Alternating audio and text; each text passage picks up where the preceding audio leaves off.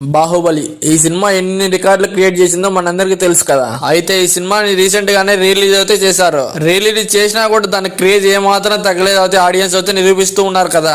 ఈ సినిమాకి వచ్చిన కలెక్షన్ చూసినట్టయితే ఒక చిన్న సినిమా రిలీజ్ అయితే ఎన్ని కలెక్షన్లు వచ్చాయో ఈ సినిమాకి అయితే అన్ని కలెక్షన్లు అయితే వచ్చేసాయి. ఆడియన్స్ ఈ సినిమాపై ఎంత ఆసక్తి చూపిస్తానో ఊహించుకోవాలి. రిలీజ్ అయినప్పుడు కూడా చాలా అంటే చాలా బాగా కలెక్షన్ కలెక్ట్ చేస్తూ వెళ్తుంది. నేనైతే లిటరల్లీ షాక్ అబ్బా, ఎంత బాగా కలెక్ట్ చేస్తుందంటే ఆడియన్స్ ఈ సినిమాకి ఎగబడి వెళ్తున్నారు. అసలు రిలీజ్ అని ఏమాత్రం అర్థం కావట్లేదు మనకైతే. స్టార్టింగ్ నుంచి ఇప్పటి వరకు క్రేజ్ ఏమాత్రం తగ్గలేదు అనిపించింది. రిలీజ్ అయ్యి అన్ని సంవత్సరాలు అయినప్పటికీ క్రేజ్ మాత్రం ఎక్కడ తగ్గలేదయ్యా. ప్రభాస్ ఫ్యాన్స్ అయితే ఫుల్ ఖుషిగా ఉన్నారు. అయితే ఈ సినిమా కలెక్షన్ చూసుకున్నట్టయితే టోటల్ గా ఇప్పటికీ 27 crores అయితే కలెక్ట్ చేయడం జరిగింది.